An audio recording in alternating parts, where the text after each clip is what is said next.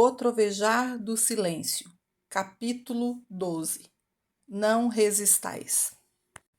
Viver uma vida espiritual significa viver acima do sentido humano de vida, sem recorrer aos meios e processos humanos, isto é, viver pelo Cristo. Significa nunca retribuir o mal com o mal, nunca orar, alegrar-se, pedir ou desejar que outrem sofra por causa de suas ofensas, mesmo pelas ofensas dirigidas a nós. Nunca desejar recuperar as perdas, o que seria dentro do modo de vida humano e dentro de nossas leis. Porém, legal ou não, esse não é o modo de vida do Cristo. De fato, se alguém nos engana, é considerado legal, próprio e legítimo processá-lo, mas esse procedimento não é espiritual. Se alguém quiser te arrastar diante dos juízes e tomar o teu manto, deixa-o levar também a túnica. Mateus 5. Se alguém nos desse conselhos como: eu lhe digo, pode parar com suas demandas. Se alguém quiser tomar sua propriedade, deixe-o tomar. Se quiser tomar sua casa, seu carro, deixe-o tomar. E se ele decidir levar suas joias, deixe-o levá-las também. E olhe à sua volta, para ver se pode lhe dar mais alguma coisa, além do que já levou. Tal conversa pareceria totalmente contrária a qualquer raciocínio normal. E, no entanto, é o que Jesus nos diz no 5º capítulo do Evangelho segundo Mateus. E neste momento não temos como saber se estava certo ou errado. Não temos como saber se iríamos nos beneficiar duplamente, obedecendo a esse mandamento, pois a maioria de nós nunca tentou aplicar o não resistais ao mal. E além disso, mesmo que tenhamos alcançado um tal estado de consciência, seria provavelmente bastante insensato tentar fazer isso. À primeira vista, um tal ensinamento pode parecer significar que deveríamos deixar qualquer um e todo o mundo nos pisotear, nos enganar, nos tomar tudo o que temos, enquanto nós, suave e gentilmente, permitiríamos tudo isso. Jesus, o Cristo, porém, nunca quis dizer isso. O que ele quis dizer foi que nós não deveríamos humanamente revidar, mas não disse o que poderia acontecer espiritualmente se tal conselho fosse seguido. Ele não disse uma só palavra sobre o que Deus faria por nós se parássemos de fazer por nós mesmos. Ele não explicou como deveríamos abordar o problema sem invocar a lei do olho por olho. Contudo, a implicação disso é que a presença espiritual vem em nosso socorro para nos elevar acima da injustiça e da desonestidade.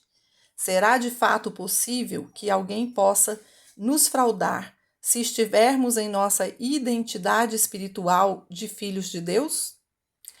Quando os soldados foram prender o mestre no Horto das Oliveiras e foram puxadas as espadas para defendê-lo, Jesus não permitiu que seus discípulos o defendessem, dizendo: voltem suas espadas para as bainhas, pois aquele que ferir com a espada, pela espada será ferido.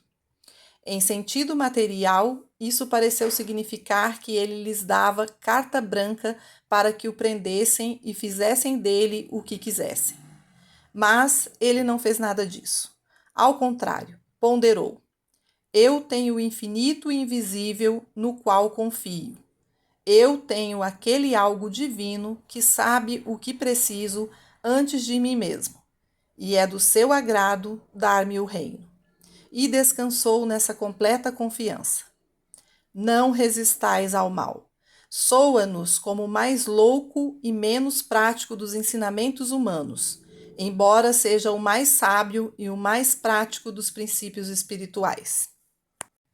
Aqueles que atingem um tal estado de consciência em que podem deixar os inimigos se aproximarem munidos das armas do mundo, com facas, lanças, revólveres ou com processos e podem ficar tranquilos, sem resistência, nunca podem perder. Assim foi com Davi em seu duelo com Golias, ou com os hebreus, que eram numericamente muito inferiores em suas batalhas. Enquanto resistirmos ao mal, não estaremos vivendo sob a graça, mas sob a lei. E qualquer faca que atirarmos aos outros se tornará um bumerangue e a nos ferir o peito, num relâmpago, a qualquer momento. Não haverá caminho para que a graça desça sobre nós se aceitarmos o modo de vida humano. Podemos orar pela graça por 1 milhão de anos, mas ela não virá até nós enquanto não pararmos de utilizar as armas do mundo, e até que tenhamos a compreensão de Jó. Ele suspendeu a terra do nada. Então, se quisermos nos amparar nesta nulidade, o Espírito se precipitará e nos carregará para a frente, aparecendo na forma do que vem a ser necessário. O mestre revelou que a lei básica do karma é: como semeares, assim colherás. Mas também esclareceu um caminho seguro e certeiro para nos erguer acima da lei de causa e efeito, e que é acionar a causa. Fazendo nada, pensando e sendo nada por nós mesmos. Por exemplo, se orarmos com algum objetivo ou propósito em mente, vamos provavelmente produzir um efeito de acordo com o objetivo inicial. Mas, se orarmos sem objetivo específico, apenas para a realização de Deus, nós não teremos acionado uma causa e não teremos o efeito. Apenas teremos a Deus mesmo se manifestando como harmonia em nossa vida.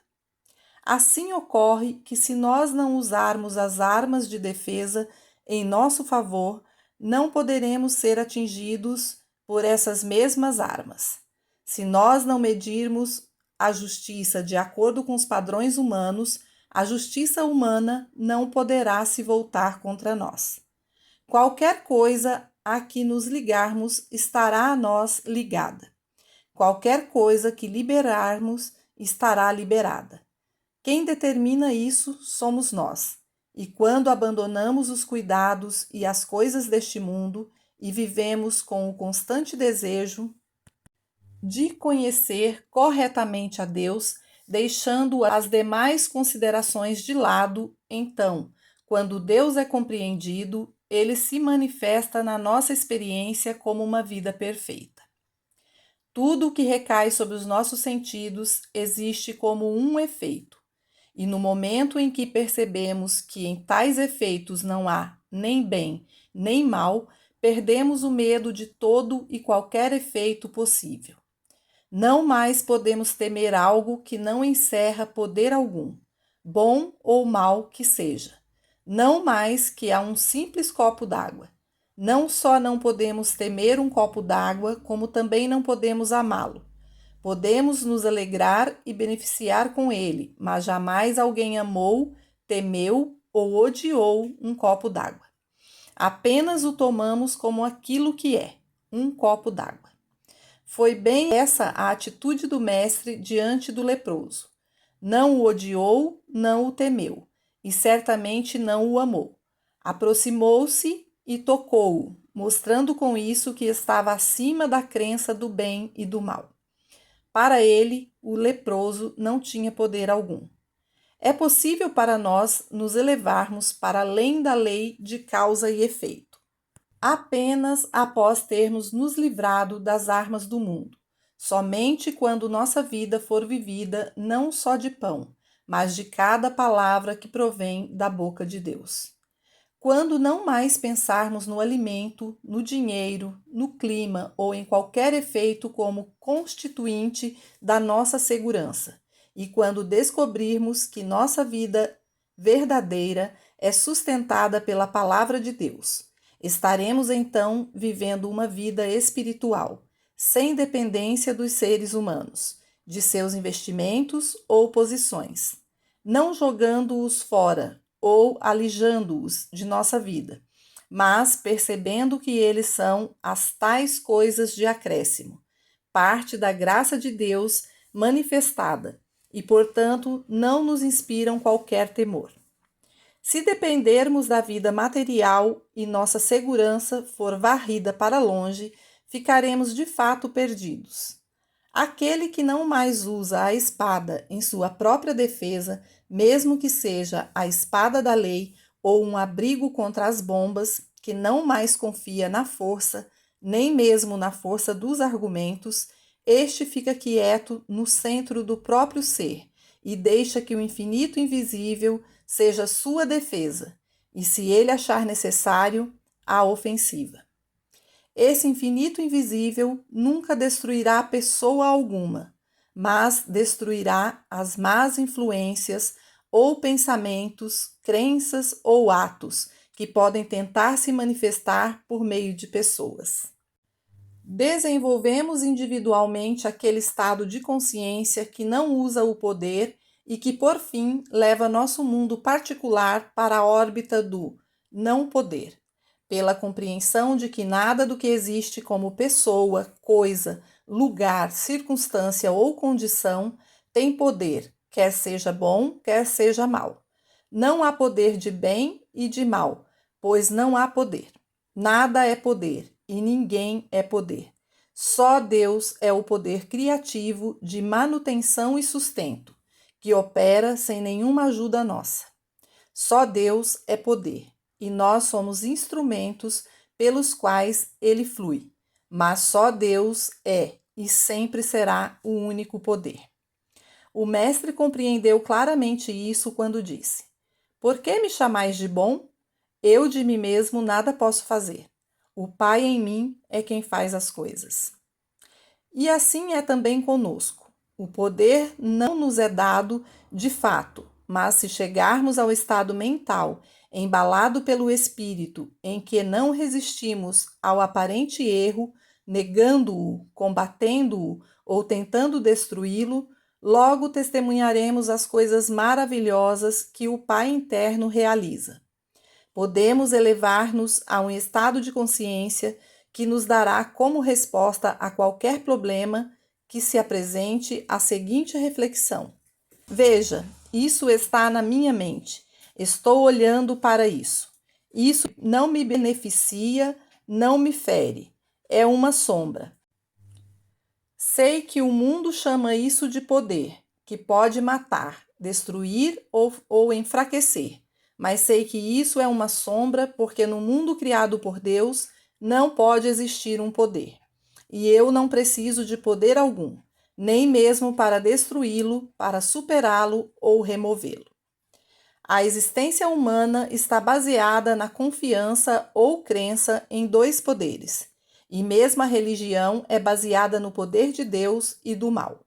No céu, porém, não há poderes, nem de bem, nem de mal.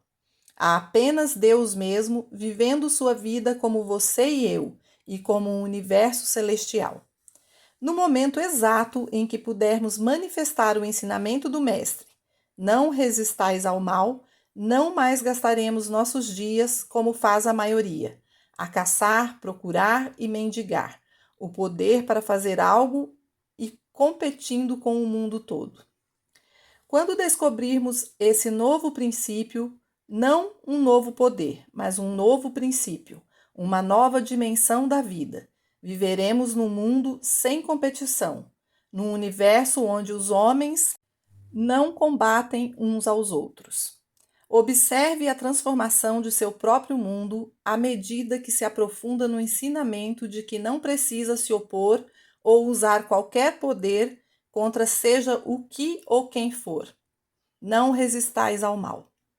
Poderá ser que de início alguém queira lhe tomar até o último centavo que você tiver no mundo, mas esse alguém não poderá lhe tomar nada permanentemente, pois mais rapidamente do que possa tomá-lo de você, isso voltará para suas mãos de algum modo, e não estará longe antes que você tenha tanto quanto tinha antes, e provavelmente muito, muito mais. Contudo, se você se apegar a isso, poderá ficar sem nada. Guerras e processos são consequências da convicção de que a posse de terras, de dinheiro ou de pessoas deva ser mantida nas garras do possuidor a qualquer preço, mesmo que isso desperte inveja, ciúme e ódio. Quando qualquer forma de mal ou perigo nos ameaça, entra em ação de imediato a lei de autoconservação, que causa em nós instintivamente o levantar a mão de punho cerrado. E se formos estudiosos da metafísica, construiremos rapidamente uma parede mental de defesa, atrás da qual nos refugiaremos com afirmações e negações, como: isso não é verdade, isso não é assim, não há vida nisso, Deus é tudo. Há uma resistência ao erro como se ele fosse um poder, e enquanto só a verdade é poder, o erro é só um braço de carne. Uma atitude como essa nos deixa sem qualquer sentimento ou necessidade de superar ou destruir coisa alguma. A resistência física dos punhos ou das espadas e a resistência mental das afirmações ou negações são praticamente a mesma coisa. Mas a elevação para além do físico e do mental para o reino espiritual nos traz para nossa nova dimensão, onde não há poder, não há bem nem mal, onde todas as situações são enfrentadas apenas repousando no Espírito.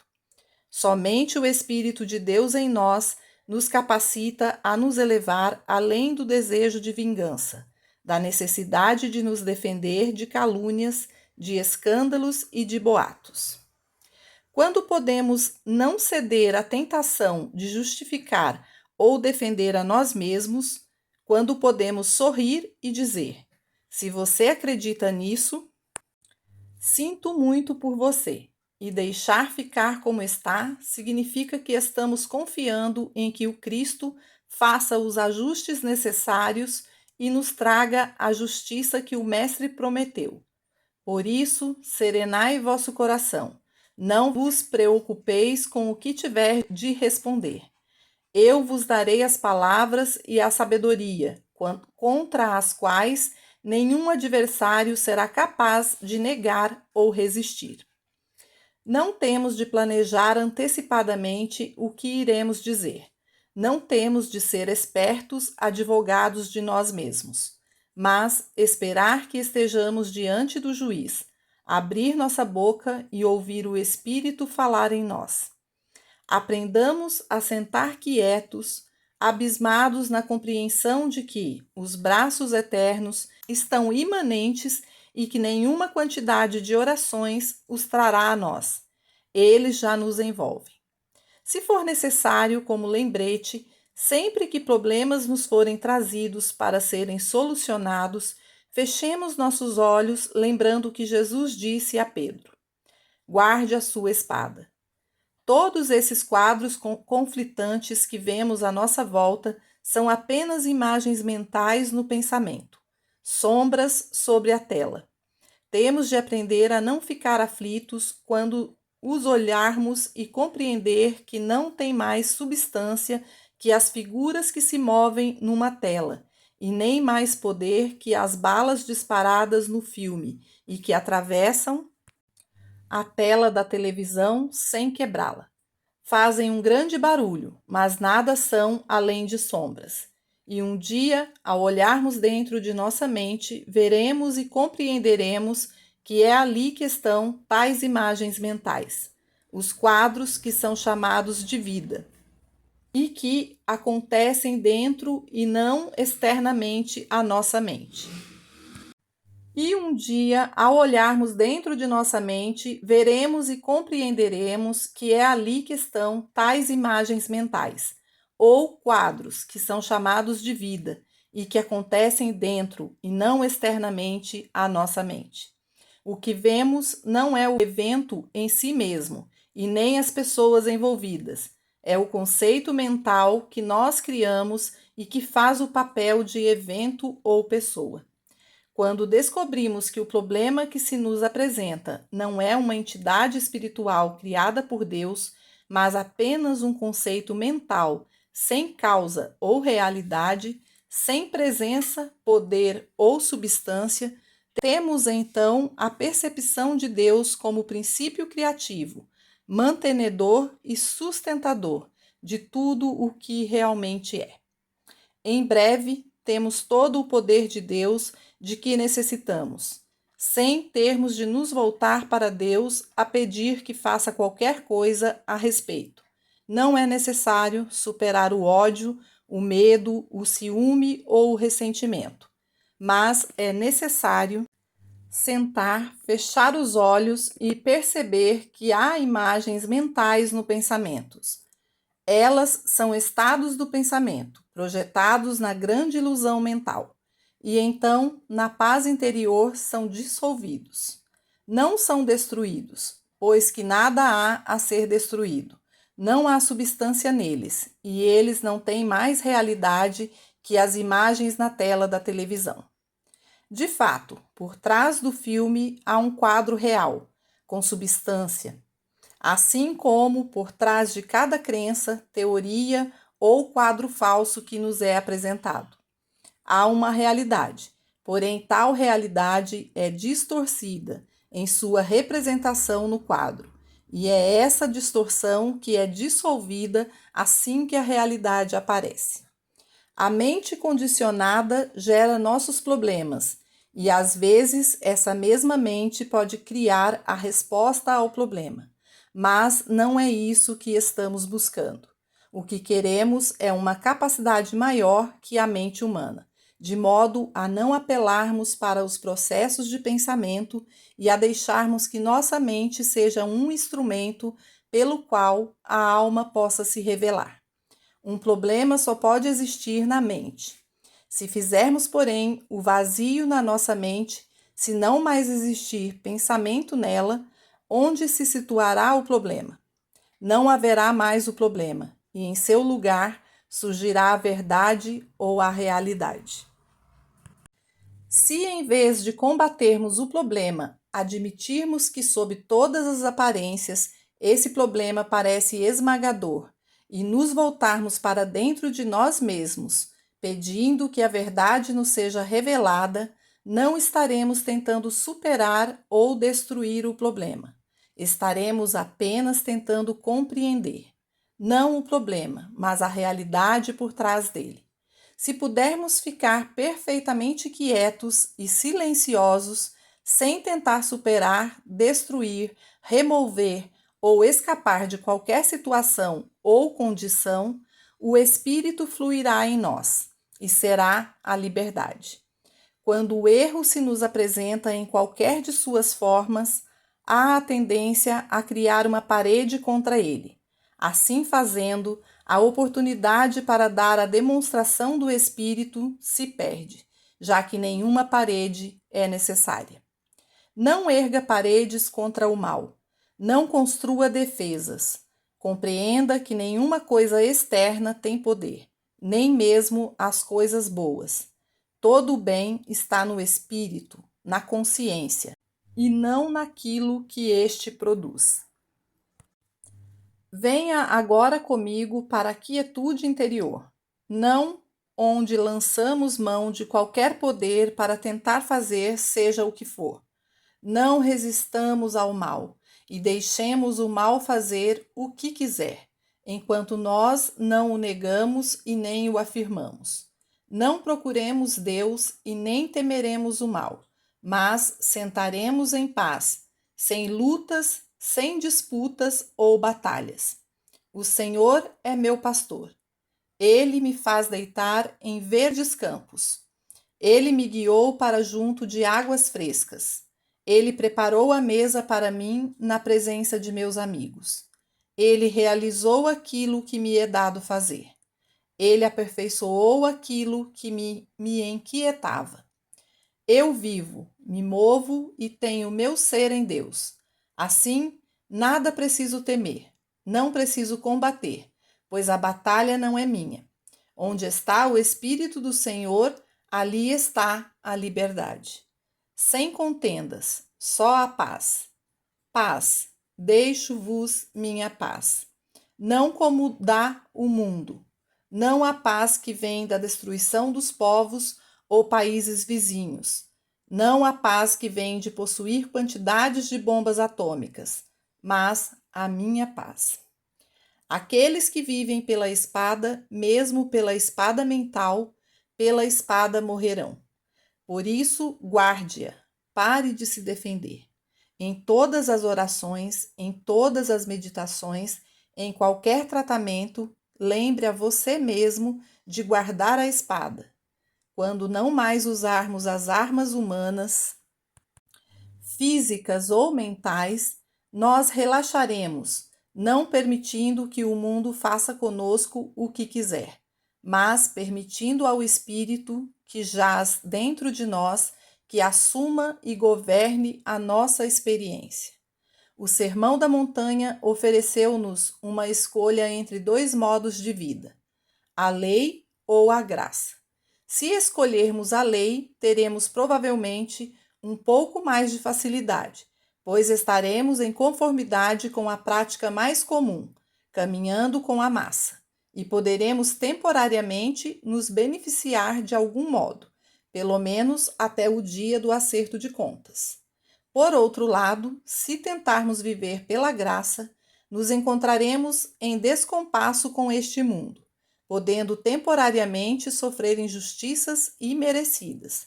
Contudo, numa análise final, descobriremos que temos vivido sob a graça de Deus, seu governo e sua proteção.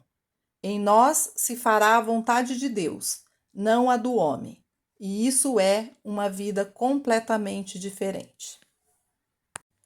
Capítulo 13. O Pai que vê no segredo. E quando orardes, não façais como os hipócritas. A eles agrada orar nas sinagogas e pelas esquinas das ruas, para que sejam vistos pelos homens. Em verdade vos digo, eles já têm a sua recompensa. Mas vós, quando orardes, entrai em vosso aposento. E quando tiveres fechado a porta, orai ao vosso Pai em segredo. E o Pai que vê no secreto vos recompensará largamente. Mateus 6. Essas palavras do Mestre podem nos chocar quando consideramos quantas são as pessoas que acreditam que suas orações mais eficazes sejam aquelas feitas nas igrejas. Quantas vezes nós mesmos oramos em público, esquecendo que, de acordo com Jesus, o Cristo, a oração deve ser praticada secretamente. Antigamente, os escribas e os fariseus oravam em público, do mesmo modo que a maioria das pessoas de hoje, e pelo seu muito orar, recebiam os louvores dos vizinhos. Perderam apenas uma coisa: a graça de Deus. Quando nossas orações se tornam matéria de domínio público, o nosso ego fica inflado, tentando fazer algo por nós mesmos, começando a glorificar a nós mesmos, sem perceber que desse modo estamos sacrificando a recompensa do Pai e nos afastamos da verdadeira bem-aventurança que procuramos. Qualquer coisa que nos glorifique ou tente fazer o mundo acreditar que somos algo por nós mesmos tende a nos separar do amor de Deus. Todo o ensinamento do Mestre é: de mim mesmo nada posso fazer. O Pai que habita em mim é que faz as obras. Minha doutrina não é minha, mas daquele que me enviou. Essa ordem de orar secretamente não significa que não possamos nos unir a outros em oração, ou nos encontrar nas igrejas ou templos com o propósito de orar, pois Jesus também ensinou que, quando 2 ou 3 estiverem reunidos em meu nome, eu estarei no meio deles. A intenção dele foi que não frequentássemos as igrejas por se tratar de coisa bem vista, na moda ou politicamente correta, ou até para evitar que os vizinhos murmurassem às nossas costas, se não o fizéssemos. Nossa razão para ir à igreja deveria ser o desejo de nos reunirmos numa atmosfera santificada, com outros devotos da vida espiritual, numa oração secreta e silenciosa, buscando a comunhão com Deus, para recebermos o batismo do Espírito Santo. Jesus lembra-nos também que não oremos nas montanhas sagradas e nem no Templo de Jerusalém, novamente com o significado de que não deveríamos esperar por percepções da presença divina em tais lugares, do que se orássemos no jardim, na casa ou na sala de estar. E isso porque o reino de Deus não vem pela observância e nem podemos dizer: ei-lo aqui, ei-lo acolá. Vede, pois, o reino de Deus está dentro de vós. O único modo de orar sem cessar é orarmos em qualquer lugar em que estivermos. Em casa, na rua, debaixo d'água, na igreja ou fora dela. A oração em si nunca deve ser ostentada publicamente, não com o propósito de ser vista ou ouvida pelos homens. A oração é uma experiência secreta e sagrada, e por isso deve ocorrer no recôndito de nossa própria consciência. E então, o Pai que vê em segredo nos recompensará largamente. Só depois que começamos a praticar a oração secreta é que aprendemos a eficácia da oração verdadeira e começamos a observar as mudanças que ocorrem em nossa vida quando passamos a ter diariamente momentos de recolhimento em algum lugar quieto, onde podemos entrar no silêncio pacífico ou em secreta comunhão com Deus. O Mestre ensinou que as nossas orações devem ser dirigidas ao nosso Pai interior, e não há meios de encontrar o centro onde Deus se encontra, a não ser quando estamos quietos, em paz e interiormente serenos. Assim, se faz necessário ir para o aposento, fechar a porta do santuário, eliminar as luzes e os ruídos dos sentidos, para podermos tocar o nosso centro. Cada pensamento que ocorre em nossa consciência encontra o trono de Deus e volta para nós. Não tem de ser visto ou ouvido, e só há um meio pelo qual podemos avaliá-lo. Deve ser secreto e desinteressado. Bem ali, dentro do próprio ser, está o Pai, e o Pai sabe das nossas necessidades. Esse Pai sabe das meditações do nosso coração. Esse Pai sabe quando o nosso agir parte da pureza ou é movido pelo alto interesse ou pela hipocrisia. As finalidades da vida estão dentro de nós, e é aí que são resolvidas. Dentro de nós está todo o reino de Deus, o que significa que dentro de nós estão a imortalidade, a eternidade, a virtude, a prosperidade, a saúde, a harmonia, a totalidade, a perfeição e a plenitude. Em nossa seidade humana, nunca podemos ser causa externa, pois como humanos que somos, vivemos em termos de efeitos e não de causas. Mas, quando o ser humano aprende a estabelecer o contato com a sua fonte, é ele levado para o invisível e está então de volta ao Éden. É só habitando no santuário interior que se consegue voltar à casa do Pai. Pois na meditação, o ego, ou o sentido pessoal do eu, que nos fazia viver do suor da fronte, está aquietado. Não é pedindo poder, compreensão ou sabedoria. Pelo contrário, é assumindo uma atitude de humildade, como a de quem diz: eu sou insuficiente, incompleto e sem harmonia, e assim agora eu me volto para a fonte do meu ser, para aquele que é maior que eu. Pela nossa quietude, demonstramos nossa humildade. As orações costumeiras fazem o homem superior a Deus, já que dizem para Deus o que o homem quer, e geralmente quando o quer. Exaltam assim o ego, pois ousam tentar influenciar Deus em favor disto ou daquilo. mas no silêncio da meditação, a oração assume uma forma assim: não te peço para atender meus propósitos, para fazer a minha vontade, atender meus desejos ou minhas ordens.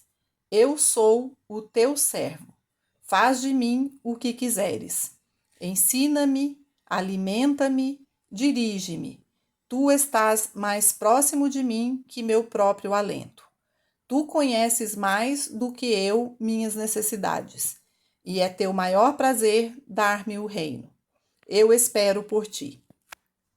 Nessa atitude de espera, cria-se um vácuo, e o ego se aquieta na expectativa. O sentido pessoal de eu, com seus desejos, com suas vontades, seus contentamentos e ambições, se apaga. E aí então está o ambiente propício a que se acenda a centelha transcendental.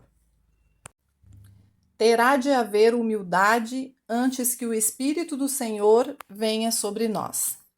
E assim, quando oramos em segredo, descobrimos nossa unidade com o Pai. E por causa dessa unidade, tudo o que o Pai tem é também nosso, por divina herança. É o maior prazer do Pai dar-nos o reino. E nós não mais precisamos olhar para ninguém esperando prêmios, compensações, gratidão, cooperação ou afeto. Quando compreendemos nossa relação com o Pai, aprendemos a moldar nossos pensamentos e ações de acordo com a sua vontade. A natureza e o propósito da oração secreta são pouco compreendidos na vida religiosa dos homens e mulheres de hoje. O segredo, contudo, é tão potente quanto o silêncio. Na realidade, é a chave do sucesso espiritual. E sem essa atitude secreta, a manifestação espiritual é impossível. Tomai cuidado para não dardes vossas esmolas diante dos homens, para serdes vistos por eles.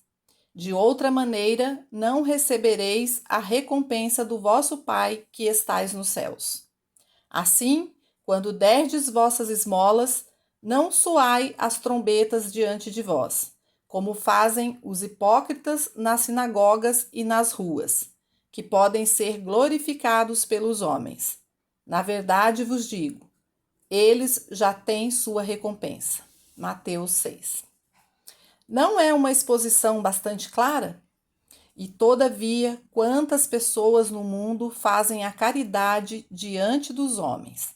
Têm sua generosidade publicada nos jornais, no boletim da igreja ou em qualquer lugar onde algum vizinho, concidadão ou sócio que precise ser impressionado possa ver e comentar sua grande nobreza e contribuição para com a comunidade e possivelmente o quanto eles são bons cristãos. Porém, a respeito dessa prática, disse Jesus, o Cristo, que não tereis recompensa do vosso Pai que estais nos céus. Mas, quando derdes esmolas, não deixai a vossa mão esquerda saber o que fez a mão direita, que vossas esmolas sejam em segredo, e o vosso Pai que vê no secreto vos compensará largamente. O Pai em nós é a nossa própria alma, e qualquer coisa que façamos, nossa alma sabe. E se o fizermos em segredo e em silêncio, ele saberá como nos compensar largamente.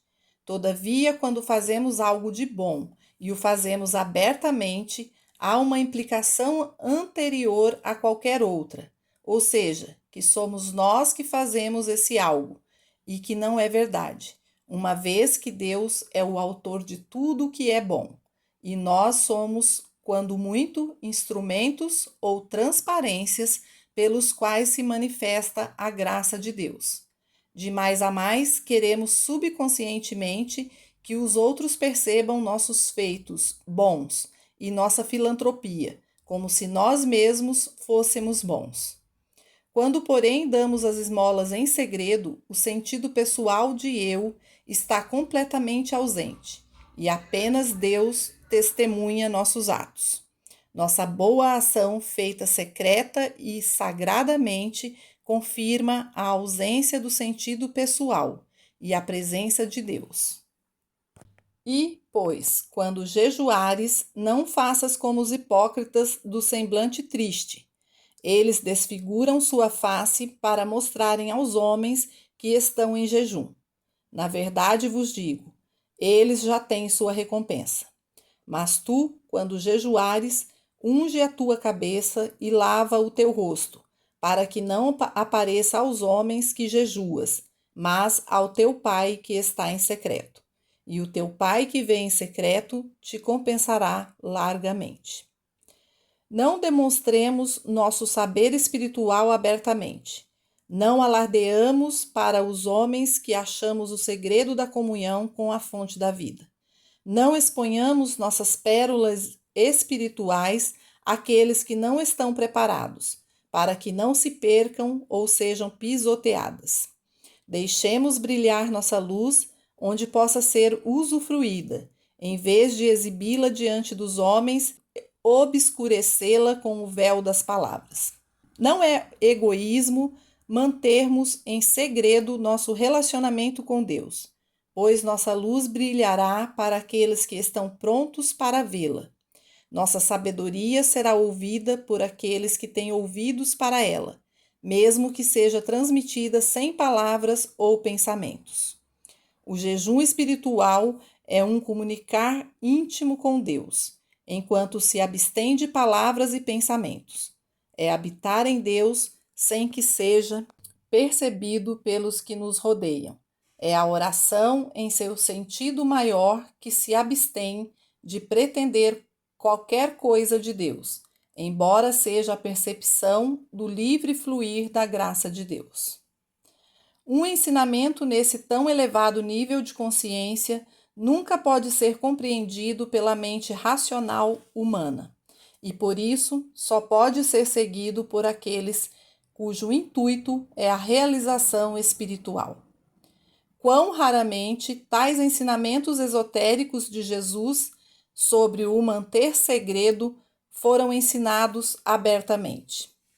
Quão raramente foi reconhecido que há um centro espiritual em cada pessoa, mencionado em revelações como: Filho, tu estás sempre comigo, e tudo que tenho é teu.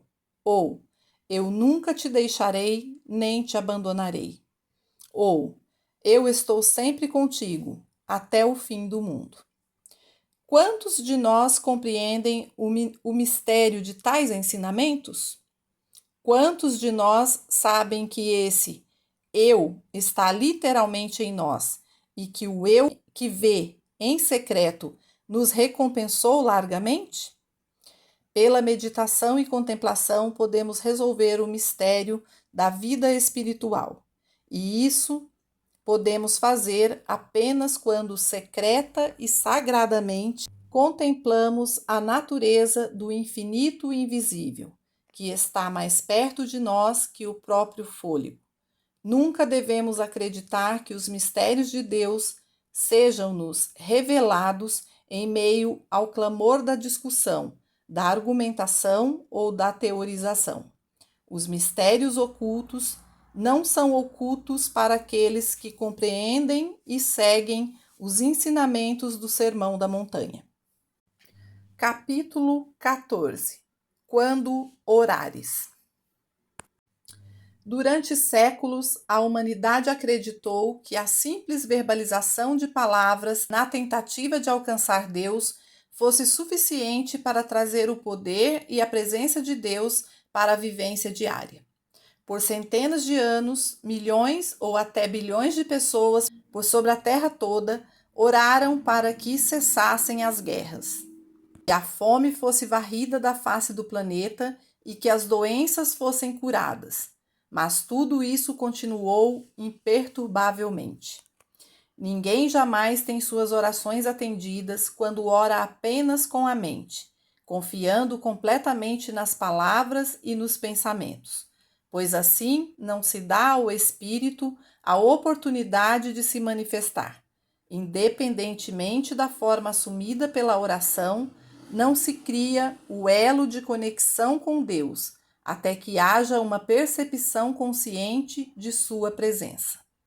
Mas, quando orardes, não usais vãs repetições, como fazem os gentios. Eles pensam que serão ouvidos pelo seu muito falar. Muitos de nós têm sido culpados de usar repetições vãs, pensando estar orando, quando na verdade temos estado a repetir mais e mais uma oração feita por alguém.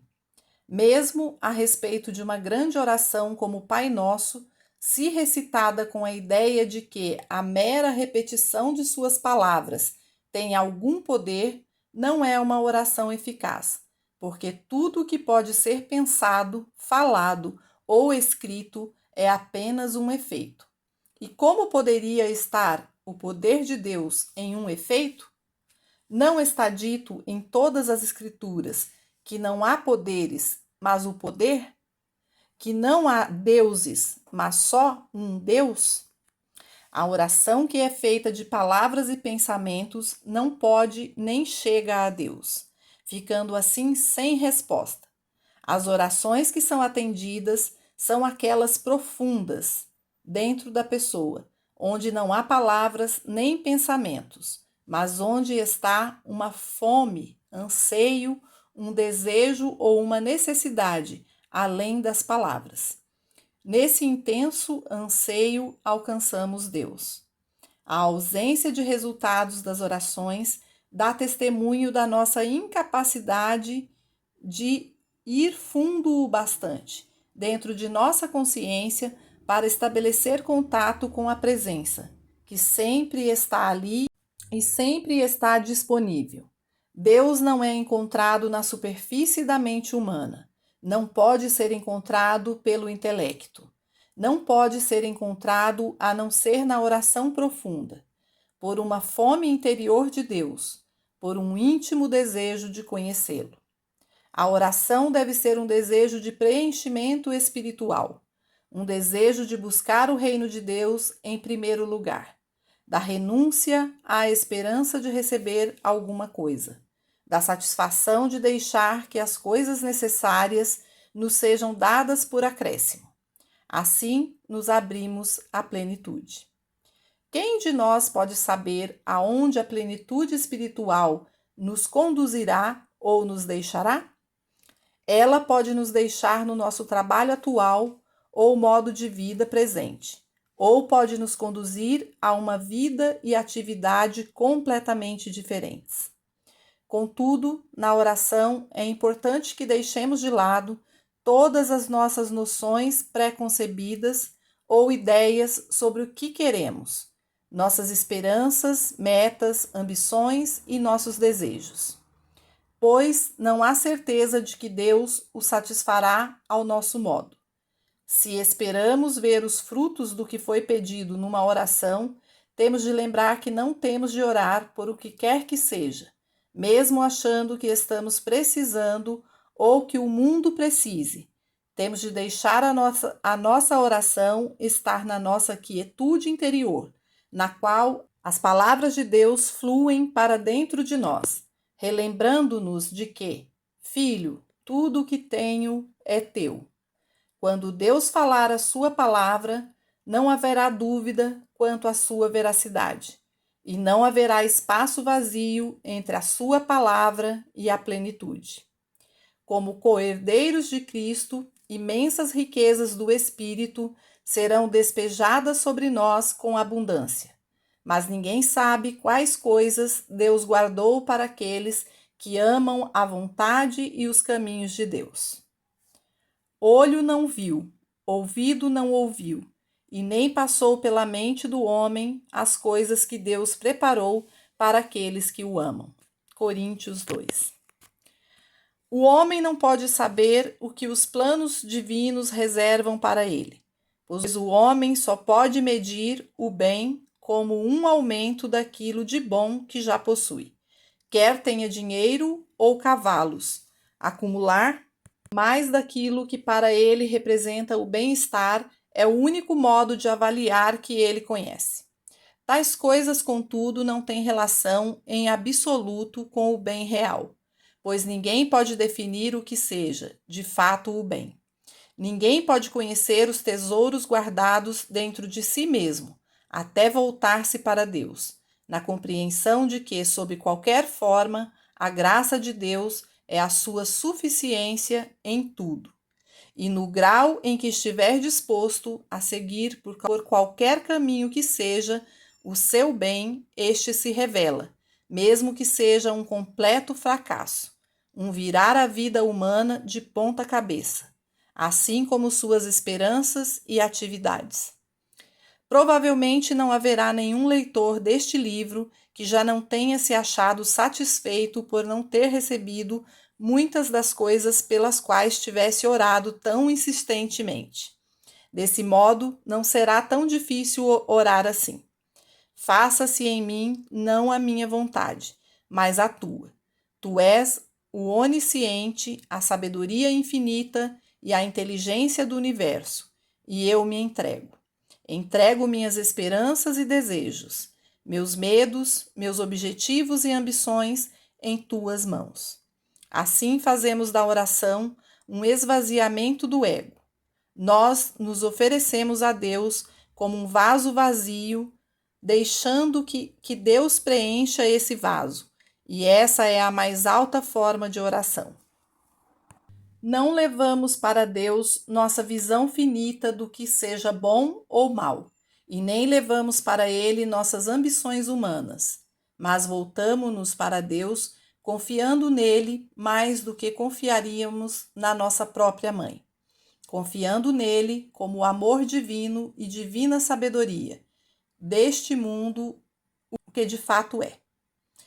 Quando agimos assim, somos filhos de Deus. Mas enquanto estivermos conversando, dizendo, perguntando, suplicando, pleiteando e informando Deus, nós seremos só mortais e nossas orações não o alcançarão. Nossas orações somente alcançarão Deus quando nos permitimos ser recipientes vazios, quando toda a nossa fé e confiança se manifestam assim. Seja feita em mim a tua vontade, a tua graça, a tua paz. Esperamos então no silêncio, completamente vazios, de modo que a palavra de Deus venha a nós, nos preencha, assim como Ele próprio, e seus desígnios dentro de nós. O motivo de tanta infelicidade é que muitas pessoas não percebem a ideia que têm de si mesmas, e muito menos a ideia de Deus. Como seres humanos que somos, uma grande quantidade de pessoas é desajustada. Raramente alguém aqui na Terra, independentemente de quão proeminente possa ser sua posição, realiza seu verdadeiro destino nesta vida. Geralmente, ou cumpre um destino que ele mesmo escolheu, ou um que lhe foi confiado pelas circunstâncias. Assim, se estivermos entre aqueles que ocupam um certo lugar na vida, no qual tenham sido colocados por circunstâncias fora de seu controle, ou no qual tenham posto a si mesmos por ignorância, certamente precisaremos de oração de preenchimento, que é a oração do esvaziamento. Precisamos aprender a deixar toda a situação com Deus, admitindo de boa vontade: olha, eu certamente tenho feito tanta confusão na minha vida, deixe-me desistir disso para tu assumir. Poderemos então nos maravilhar de como o milagre começa a produzir efeitos em nós e de quão rapidamente percebemos como muda o que pensávamos ser o nosso destino. Não há outra forma de orar. Quando oramos desse jeito, estamos orando para a infinita sabedoria do universo, confiantes de que o amor divino se manifeste plenamente em nós. Enquanto avisarmos, sugerirmos ou definirmos para Deus, ou mesmo esperarmos que Deus haja conforme nossa vontade pessoal, não estaremos orando ou indo em direção a Deus. mas sim a nossa própria mente. Não é esse o modo de orar. Temos de nos render a Deus, de modo que a vontade divina em relação a nós se possa manifestar, e qualquer que seja o propósito de nosso nascimento, pois todos nascemos por um motivo, ou não estaríamos aqui, possa ser preenchido.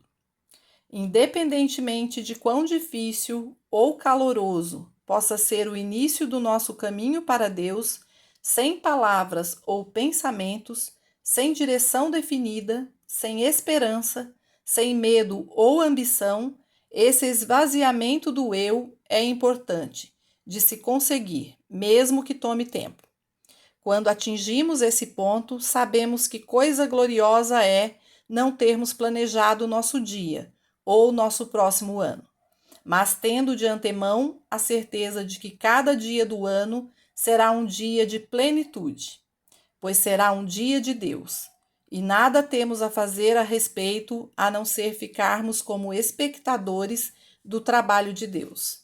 Aquilo que foi divinamente deliberado para fazermos será planificado. Ele planifica os dias e ele planifica as noites. Enquanto nós estivermos vazios de palavras o bastante e não estivermos a injetar pensamentos humanamente concebidos em nossa mente. Quando começamos a meditar, é natural termos alguns pensamentos, mas tenhamos ao menos a certeza de não estarmos a pedir qualquer coisa para Deus.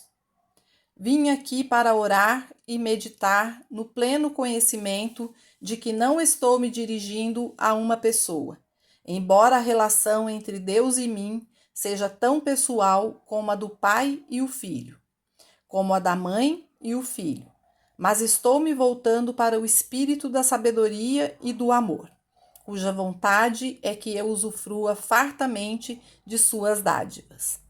Não vim à presença de Deus para esclarecê-lo. Não vim para apresentar-lhe minhas opiniões, esperando dizer-lhe mais do que ele já sabe ou para lhe dizer o que seria bom para mim. Não espero desse momento de oração e comunhão influenciar Deus em meu favor. Volto-me para Deus para que possa preencher-me completamente com o seu ser, preencher-me com a sua sabedoria, com a sua paz e glória, e para que faça de mim um eficaz instrumento de seu amor na terra. Assim nos esvaziamos. Esvaziamos os odres velhos do vinho velho, tornando-nos uma nulidade, sem desejos, esperanças, ambições ou medos. E nesse estado de receptividade, abrimos caminho para que o Espírito de Deus trabalhe em nós, por nosso intermédio, conforme seus desígnios. Deus está oculto sob milhares de gerações de mortalidade. Deus está oculto sob milhares de gerações de pessoas imersas na ignorância espiritual, escondido sob todas as camadas de humanidade, de auto-retidão, de autoproteção de todos os eus que construímos à nossa volta e dentro de nós, que tornam possível que o achemos. Como faremos então para encontrar Deus? Como, senão na quietude e intimidade, na solidão e no silêncio? Como, senão aprendendo a morar na quietude interior, estando a sós?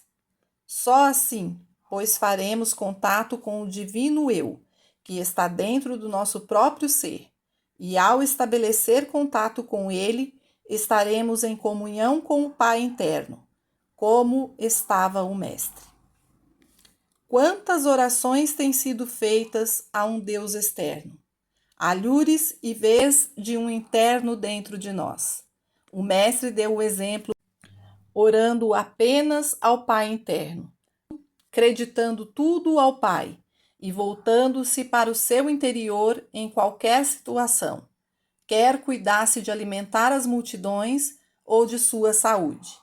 Cedo ou tarde, todos faremos contato com esse Pai, o Cristo do nosso próprio ser. com o Filho de Deus dentro de nós. O Filho de Deus constitui o nosso ser verdadeiro. O Filho de Deus é nossa verdadeira vida, mente e alma. O Filho do homem tem de aprender a se comunicar com o Filho de Deus interior, até que os dois se tornem um só. E o Filho do homem perceba que nunca estou sozinho. Nunca estou só. Onde eu estou, Deus está. Onde Deus está, eu estou. A palavra de Deus recebida em nossa consciência é o agente de cura, rápida, profunda e poderosa. Mas a palavra de Deus deve ser recebida. Não pode ser a mera repetição de palavras humanas, porque não é o fato de recitarmos tais verdades que revela a presença e o poder de Deus, mesmo que essas verdades constituam a base sobre a qual repousamos. Até que a palavra de Deus brote em nossa consciência com alguma mensagem do tipo: Tu és livre, ou Filho, tudo o que tenho é teu, ou Tu és o meu bem-amado. Por vezes não diz absolutamente nada, mas nós sentimos um influxo de paz e carinho atravessando todos os nossos sistemas, ou percebemos um sorriso a aflorar aos nossos lábios, como se disséssemos numa reflexão: como pude eu acreditar que houvesse alguma realidade nesse problema? Quando vem esse influxo, que de fato flui até nossos sentidos externos, vindo do Pai interior, se estabelece a harmonia e a cura acontece, tanto para nós como para os outros. Contudo, para se chegar a esse ponto, é preciso, antes de mais nada, parar de nos voltarmos para Deus como se estivesse em algum lugar esperando pelos nossos insignificantes e pequenos problemas, levados até o seu trono para que ele cuide. Temos de parar de acreditar que Deus reserve para nós algum bem e que por alguma forma de tratamento, oração, sacrifício ou coação, nós possamos fazer com que Deus realize algo que já não esteja fazendo. Devemos nos desfazer de tudo aquilo que não faz sentido e temos de nos voltar para Deus em termos de ser. Assim, Deus é. E não estou me voltando para Deus para que faça algo que já não esteja fazendo. Permaneço no de Deus e percebo que onde estou, a graça de Deus é a minha suficiência em todas as coisas. Onde está o Espírito de Deus, aí está a liberdade. E onde está o Espírito? Em qualquer lugar, nós o descobrimos a percorrer nossos caminhos. Em qualquer lugar em que nós nos encontrarmos agora, com Ele e em paz. Em qualquer lugar onde aprendamos a sentar na quietude e solidão. Aí se encontra o Espírito de Deus. E onde está esse Espírito, está a liberdade de qualquer forma de escravidão, física, moral ou financeira. Ao aprendermos a perceber e desenvolver o estado de receptividade, podemos eventualmente atingir aquele estado em que o fluxo começa a vir do interior. Nenhuma verdade falada ou escrita pode trazer Deus para nossas vidas. As palavras faladas ou escritas só nos dão uma base sobre a qual nos apoiamos, enquanto esperamos pela compreensão da graça de Deus.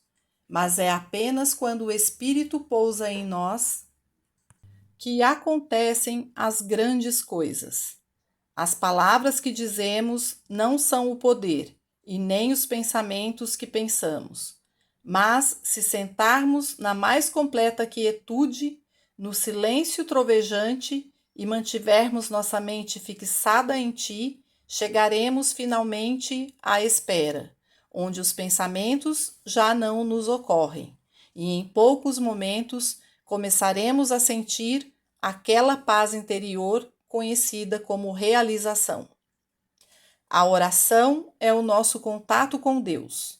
É o meio pelo qual a graça de Deus faz seus milagres na nossa existência. Mas a oração deve ser uma atitude de escuta. Deve ser uma vontade de que o Espírito de Deus nos preencha e cumpra suas funções em nós e por nosso intermédio.